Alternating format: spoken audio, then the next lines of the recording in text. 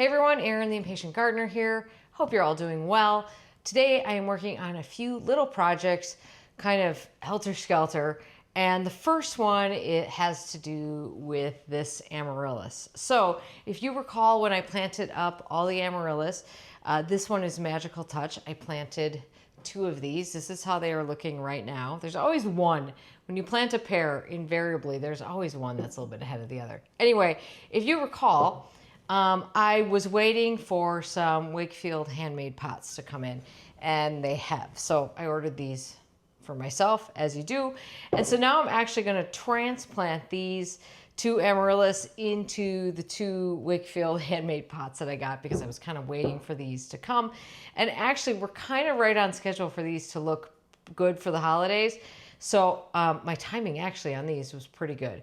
So we are doing this at the kitchen table because where else would you be playing with potting mix than on your kitchen table? So let's just get into it. We're just going to repot these. Did have to bring my potting mix in to the house a couple days ago to actually get it thawed out enough. But I am so happy that I have bags of potting mix to get me through winter, because it's so nice to not have to run out to a store to do these things. Okay, so the potting, I'm expecting the potting mix in these pots to be quite loose, and I'll just obviously be able to redo that. So this is the part where we make a big mess.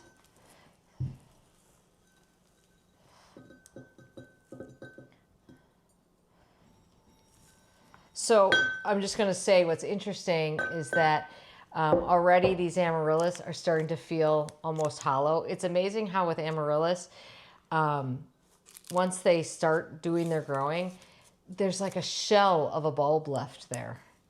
And it always, you know, gets rejuvenated, but it does feel pretty hollow for a bit there.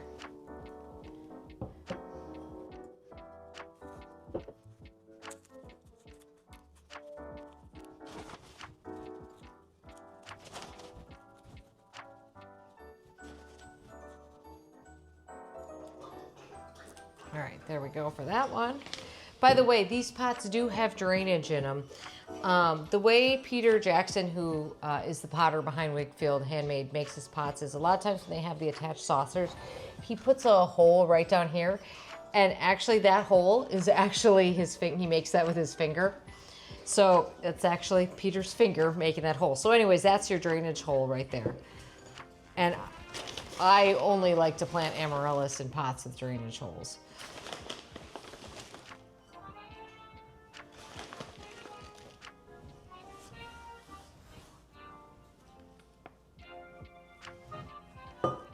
This one is even more sort of hollow than the other one.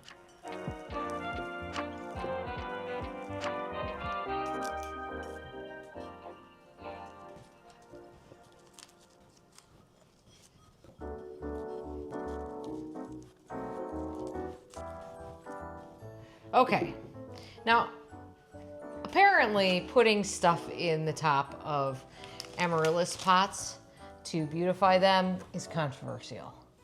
I had no idea. Anyway, I like to do it, and if you don't like to, then don't.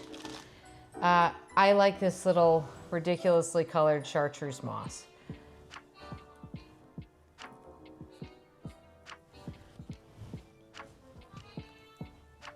Okay, there we go. So that is Magical Touch repotted into these pretty little pots.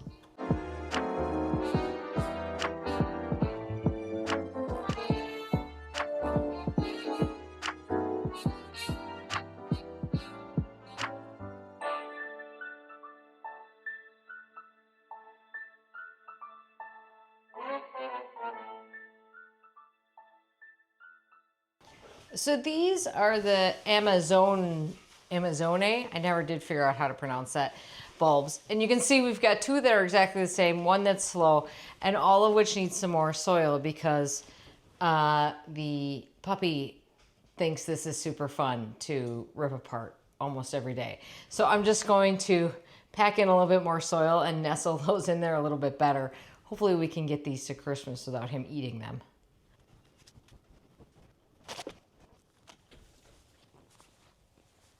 Hey, it's a new day. I'm telling you, the short daylight hours are absolutely killer for getting videos made. I haven't quite gotten the basement studio, as it were, set back up again because we had a major incident down there over summer. It's just very hard to get these things done. Anyway, under the category of better late than never, I have some battery operated lights for the planter behind me. So we're going to put those in very quick. These are, you know, Amazon ones. They run on you can use them, they are waterproof, which is nice. They run on 3 AA's, and they are the, like, you know, ball shaped ones. I would say they run on a little remote control, which is nice. We'll see if I can run this remote control from the, well, now the remote control's not even working. Oh, there we go. Well, you can, oh, see, it's just going to be all flashy in the camera, too. I'm not going to say that it's always so weird. Like, some have better color than others. The color's a little strange. It doesn't matter. We're not looking at these during the day. I think they'll be fine at night. I will link these. Not that that's helpful to anyone, because who the hell is buying Christmas lights right now? But again, like I said, better late than never. Let's go put them in. I don't love that the cord is clear. Well, clear. None of them are really clear. Silver on here, but whatever. I don't think people who are putting their Christmas lights in their pots on December 18th are allowed to be fussy about what color the cord is. By the way, this is a pot where I just kind of rested the pine cones in here. You can see it's been raining. The pine cones have closed up. If you don't want your pine cones to close up, you can spray them with a clear lacquer, and that will keep them open. I have actually never done that. I don't actually mind them closing and opening. I think it's actually kind of interesting and cool. They do open back up again when they dry out. So it's just not a thing that bothers me. But, you know, I might do it because I do use the same pine cones year after year after year. So maybe it's a worthwhile investment to actually protect them a little bit too.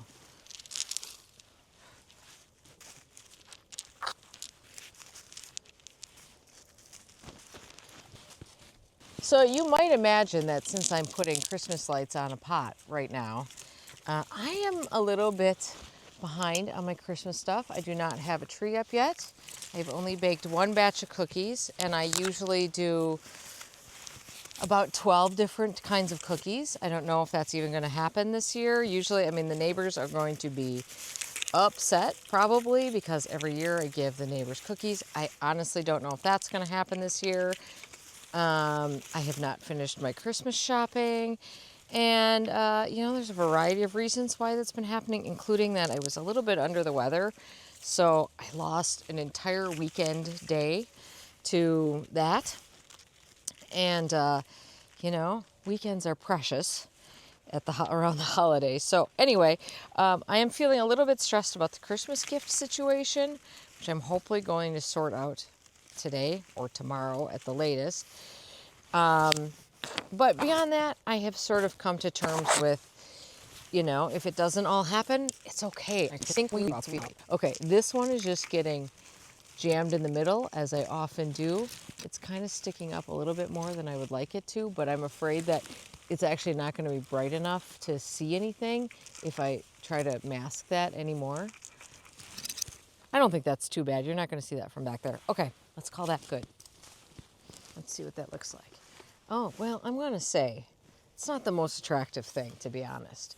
Those wires are pretty wretched, and the balls are really, really white. Oh, well, it's fine. It's fine. Call it good. Move on. So the other thing I had wanted to do was to do the hanging baskets, the new hanging baskets that I have in the tree, which I love so much and were probably my favorite containers this year. And I never got to those.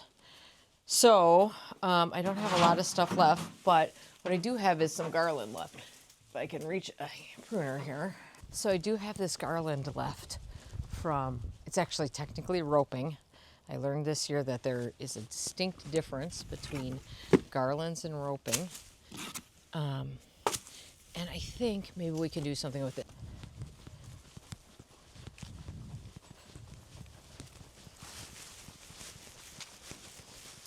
Okay, thank you for helping. That's great.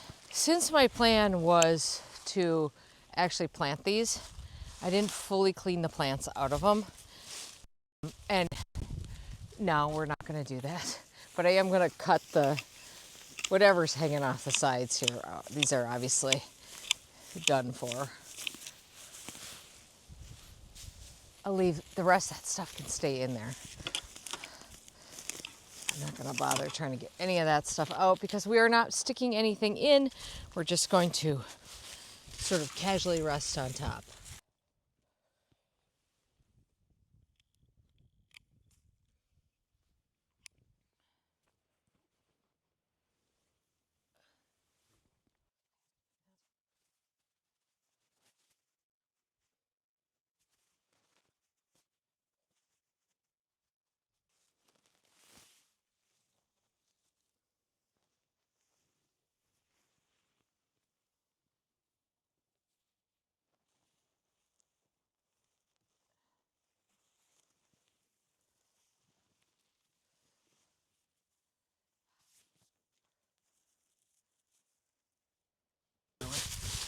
Oh, Darwin, baby. Okay, leave it.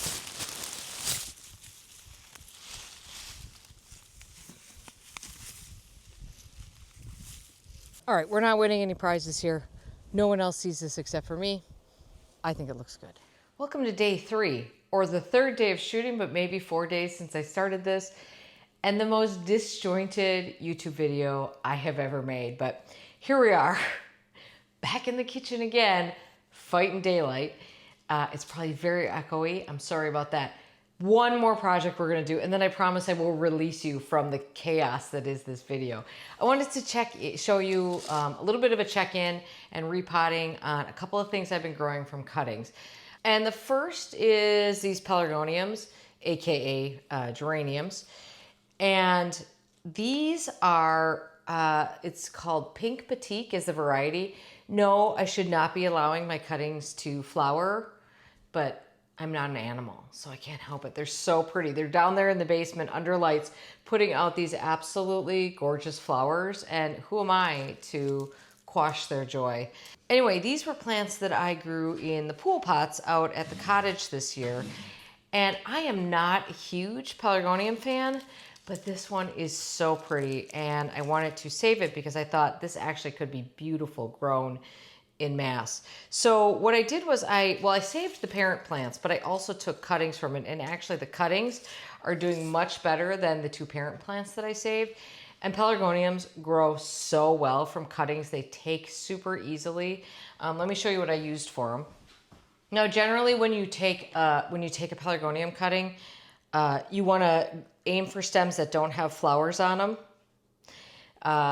And then you only need a cutting about 3-4 inches long, and you clean off the bottom leaves.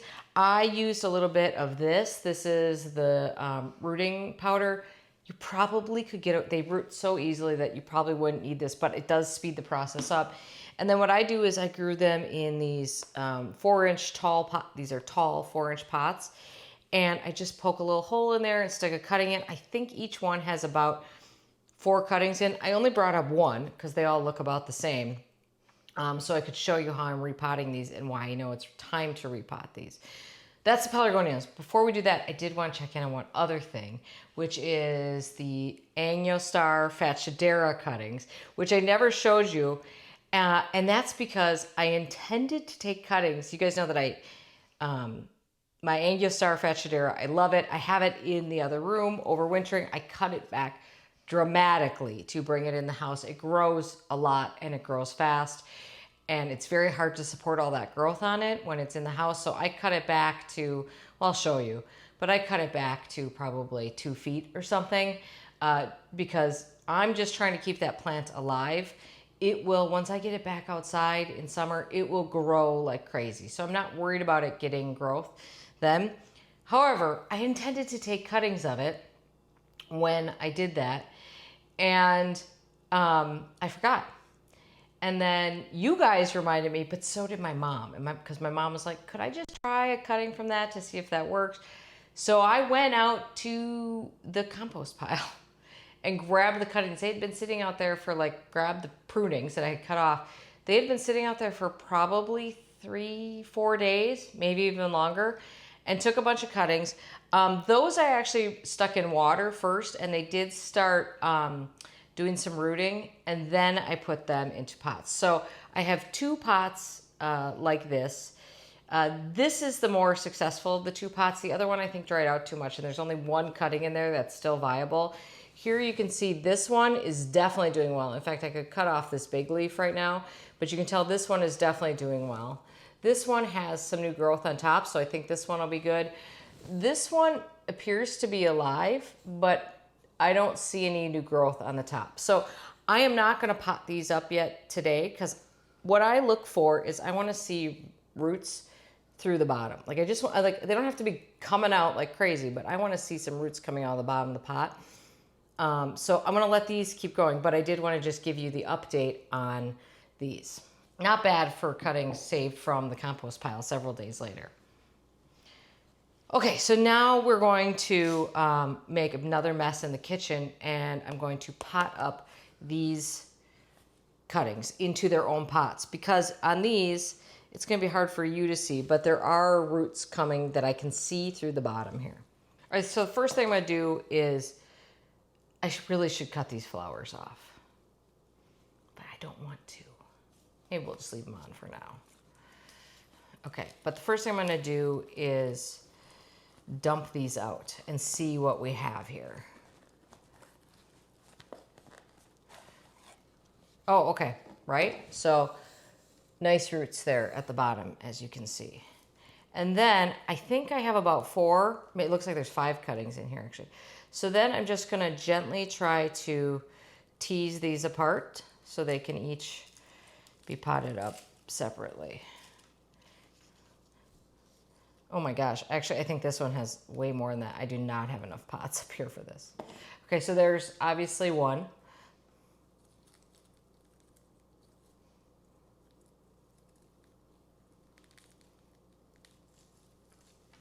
2. Okay, here's 3. Here's one, ironically, this one is flowering, but very few roots on this one. So that one is not really ready to be potted up on its own. In fact, I don't know that it will even make it, to be honest. This is another one. See, the ones that are flowering aren't doing as well, go figure. Not a lot of roots on that guy either. So I think I'll put those back in the original pot. But this one right here is doing quite well. You can see a lot of roots on that, and actually this is all new growth right here. So we have 1, 2, 3, 4 of their own plants that can go in their own pots. These other 2 need more time to root. And I am growing these under the lights in the basement. I just have 1 light on down there right now. It's actually a pretty good spot for it. It's pretty cool down there right now. So it's actually kind of a good spot for that. So there's really not much to this, because, you know, this is just like potting anything else. And I am going to pluck off the buds that are on here, because as you can tell, the worst cuttings in here are the ones that are flowering right now. And that's the thing, is we don't want them flowering, we want them growing roots. So I'm gonna have to get over my little issues with that. So off with the flower stem. There we go. Now I'm not gonna pot this up again. This is the way this plant is gonna be until it goes outside in summer, and it will just fill up this pot over that time.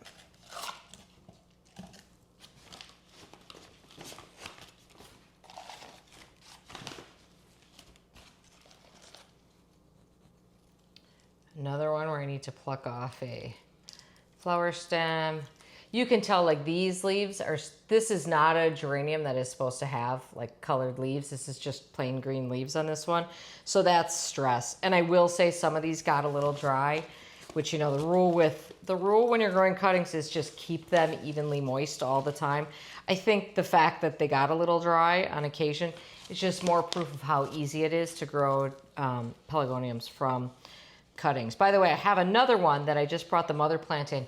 It's doing absolutely terrible, and I really think what I should do is just give up on that plant and just take cuttings from it right now, because I do want to keep that one. It was a gift from a friend, and I like that one a lot. Like I said, there are very few Pelargoniums that I really like, but these happen to be two. And this one, oops, we just lost a big chunk of root there. This one, I just looked at it and I thought, like a big mass planting of these somewhere, maybe even, or in the window box or something. I don't know where exactly. We got a whole winter to figure that out, but that would be good. Okay. And then one last cutting, and then those other two I'm going to have to put in another pot, but we'll use the 4 pots that I have here. I'm trying real hard to dump this whole bag of soil on my kitchen floor.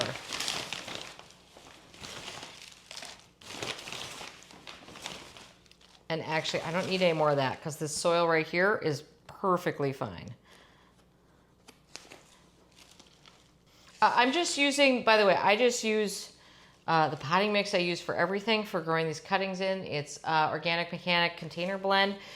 You can tell it's got really nice porosity to it. It does very well, I think, for anything that needs really, really good drainage, but it has good moisture holding capabilities because there's compost in it. Okay, there we go. 4 cuttings potted up, ready to grow on.